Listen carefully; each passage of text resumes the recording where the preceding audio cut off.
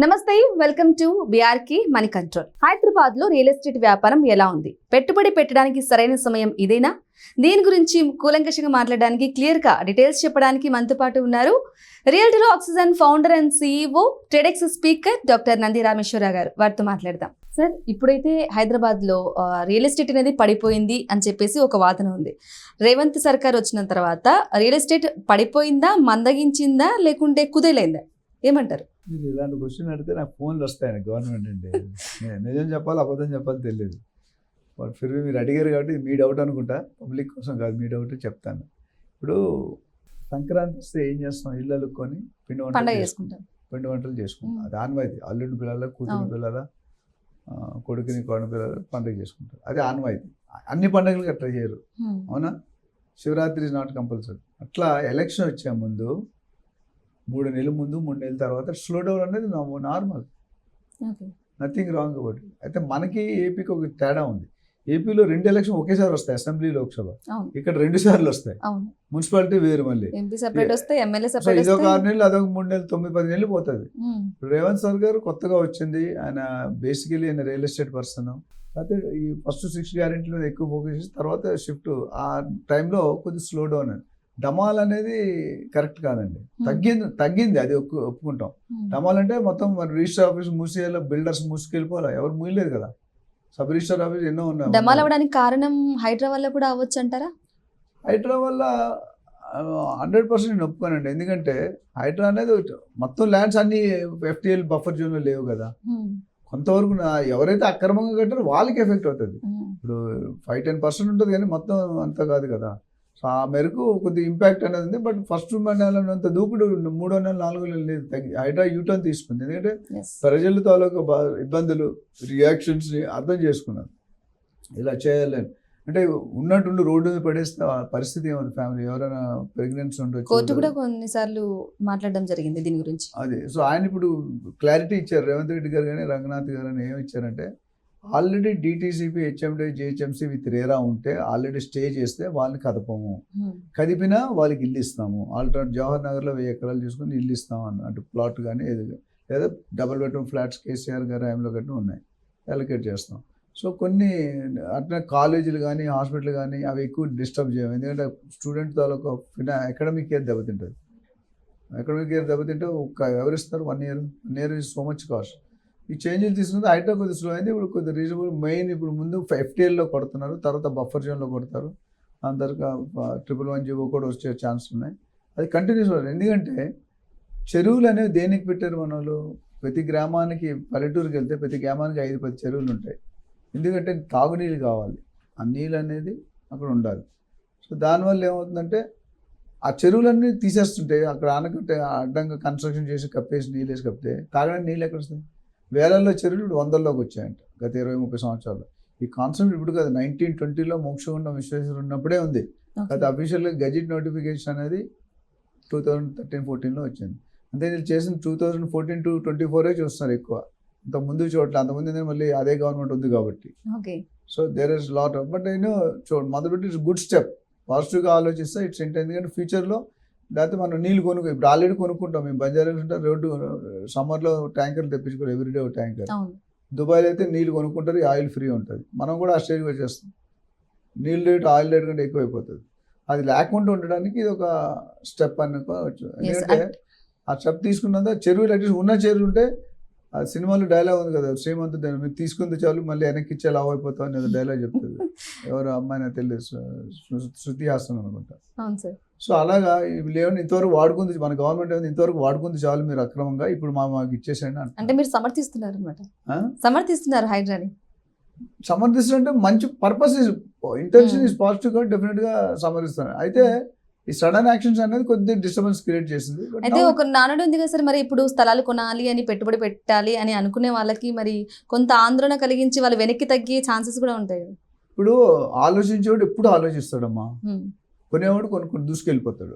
రెండూ కరెక్టే. Pro and అంటే ఇప్పుడు నీ దగ్గర డబ్బులు ఉన్నాయి, 1 కోటి రూపాయలు ఉన్నాయి, లాస్ట్ ఇయర్ నుండి స్లో అయింది, కొనలేదు. కానీ మీ అదృష్టం ఇప్పుడు కొనుక్కున్నాడు, అదృష్టం ఏంటి తెలుసా? ఆ లాస్ట్ ఇయర్ రేట్ ఇప్పుడు వస్తుంది. బిల్డర్స్ రేట్లు పెంచలేదు. జనరల్గా 2-3 నెలలు పెంచేస్తారు, గజానికి 100, 200, 500, 1000 రూపాయలు. పెంచడం మీరు ఇప్పుడు కొనుక్కున్నాడు అదృష్టవంతుడు. ఇప్పుడు కొనుక్కోలేదు, ఇంకో 3 నెలలు 4 నెలలు అయితే కొత్త రేట్లు వస్తాయి. కొత్త భూమి రేట్లు ఆల్రెడీ నోటిఫికేషన్ ఇచ్చేసారు, కొత్త రిజిస్ట్రేషన్ రేట్. అంటే ₹1,30,000 1,30,00,000 కొంటారు మీరు. సో కొనుక్కునే వాళ్ళు ఇంకెక్కువ టూ మచ్ థింకింగ్. చాలా మంది చెప్తారు పెళ్లి చూపులు 10 మందిని చూసాం అనుకోండి, will get confuse and will take a wrong decision.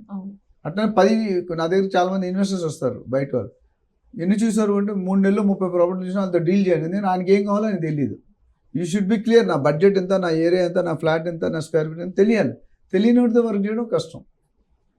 బాగా తెలియనివాడితో పని చేయొచ్చు, బాగా తెలిసినడితో పని చేయొచ్చు. మధ్యలో ఉంటారు తెలిసి తెలియని వాళ్ళతో పని చేస్తే మనం అయిపోతాం. అందుకని ఏంటంటే ప్రస్తుతానికి మార్కెట్ నవంబర్ నుండి డిసెంబర్, నవంబర్ లాస్ట్ వీక్ అంటే ఇప్పుడు అనుకూలం అంటారు పెట్టుబడి పెట్టడానికి, 120% పెట్టుకోవాలి. పెట్టుకోతే యూఆర్ లూజింగ్. డబ్బులు ఉంటే మాత్రం రియల్ ఎస్టేట్లో ఇన్వెస్ట్ చేసినట్టు ఎప్పుడు రిస్క్ లెస్ రియల్. ఎందుకంటే నేను చెప్తాను, రోటీ కపడా మకాన్ లో ఒక భాగం. ఈ 3 తిండి బట్ట గూడు లేకుంటే ఎవరైనా ఉంటారా? So we are part of it. నేను ఎందుకంటే 25,000 మందికి ట్రైన్ చేశాను, లీడర్స్ని 25,000 ట్రాన్సాక్షన్ చేశాను, 1,00,000 మందిని ట్రైన్ చేయాలని ముందుగా వెళ్తున్నాం, క్లియర్గా స్పీడ్గా వెళ్తున్నాం. We don't know how far we can go అనేది. ఇవన్నీ చూసుకుంటే ఇన్వెస్ట్మెంట్కి ఇంకొక వీడియోలో మనం ఎక్కడ పెట్టాలి ఆ ఏరియాస్ మాట్లాడడం. చాలా హైవేస్ ఉన్నాయి, ఎక్కడ పెట్టుకున్నా రియల్ ఎస్టేట్లో లాస్ లేదు. కాకపోతే సరైన లీగల్ చాలా మంది తప్పు చేస్తారు ఏంటంటే, నేను డైరెక్ట్గా తెలిసిన తోపని కొనుక్కుంటాను వెళ్ళిపోతారు, వెళ్ళి చేతులు కాల్చుకుంటారు. ఎస్పెషల్లీ ప్రీ లాంచ్లో లాస్ట్ 1 yearలో 10 కంపెనీలు పైగా మూసి కొన్ని వేల కోట్లు కలెక్ట్ చేసి ఇబ్బంది పడుతున్నారు మన బయ్యర్స్. అది లేకుండా ఉండాలంటే నేను చెప్పేదంటే, మా రియల్ ట్రాక్షన్ లాంటి కంపెనీలు చాలా ఉన్నాయి. మీరు నా దగ్గర రావచ్చు, నా లాంటి కంపెనీ వాళ్ళ అడ్వాన్స్ తీసుకోండి, అపాయింట్మెంట్ తీసుకొని మీరు రియల్ ఎస్టేట్ ఏజెంట్ ద్వారా కొనుక్కుంటే మీకు 99% వాడికి 1% కమిషన్ ఇచ్చినా 1-2% ఇచ్చినా 99% సేఫ్ ఉంటుంది.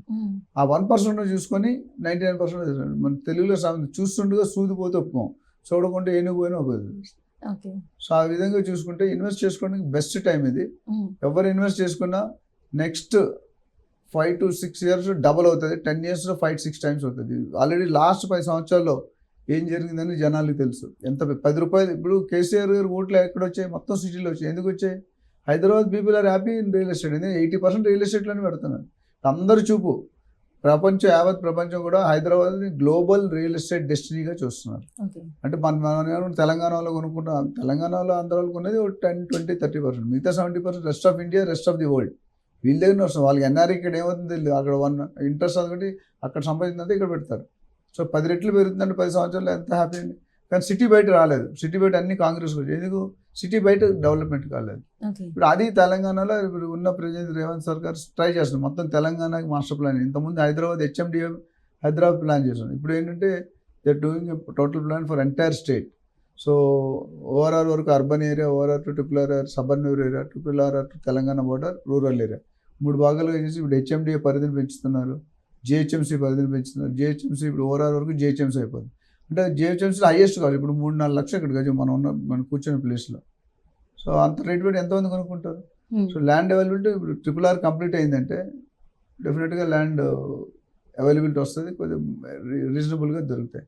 సో ఈ విషయంలో ఎవరికైనా డౌట్స్ ఉన్నా, ఇన్వెస్ట్మెంట్ ఎక్కడ చేయాలన్నా, ఏ సెగ్మెంట్లో పెట్టాలి, రీటైల్ పెట్టాలా, కమర్షియల్ పెట్టాలా, రెసిడెన్షియల్ పెట్టాలా, ఫార్మ్ ప్లాట్ పెట్టాలంటే మనం కాల్ చేసి అపాయింట్మెంట్ తీసుకుని will definitely help them out.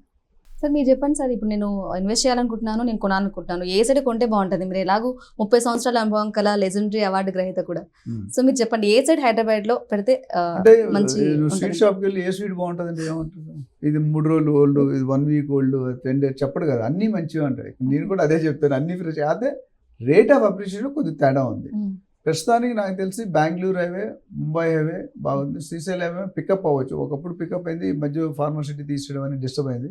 ప్రస్తుతం బాగా నెక్స్ట్ 4 to 5 yearsలో డబుల్ కావాలంటే Bengaluru highway, Mumbai is doing well. And అందులో కూడా నా సజెషన్ అంటే రోడ్డుకి దగ్గరలో కొనుక్కోండి, గేటెడ్ కమిటీలో కొనుక్కోండి. అప్పుడు ఎందుకు గేటెడ్ కమిటీ లేకపోతే పెళ్లి కూతురు ముస్తాబు లేకపోతే అట్లా ఉంటుంది. గేటెడ్ కమిటీలో ఏమవుతుందంటే ప్లాట్ గేట్ లేకుండా, సెక్యూరిటీ లేకుండా ఉంటే 20% కంప్లీట్ చేయలేదు, చూడలేము, రీసేల్ వాల్యూ. గేటెడ్ ఉంటే మంచి బ్రాండెడ్ బిల్డ్. మేము ఏంటంటే రేరా, DTCP, HMD ఉన్నవే మాత్రం నేను నాకంటే ఏం ప్రాజెక్ట్స్లో నేను సజెస్ట్ చేశాను, సర్వే చేసి FTL బఫర్ జోన్ ఉన్న ఇవన్నీ చెక్ చేసి సజెస్ట్ చేస్తాం. నేను ఎక్కువ చేసేది గేటెడ్ కమిటీలో చేస్తాం. గేటెడ్ కమిటీలో మీకు డెఫినెట్గా 4 to 5 yearsలో డబుల్ అయిపోతుంది. Okay sir, thank you so much. Thank you.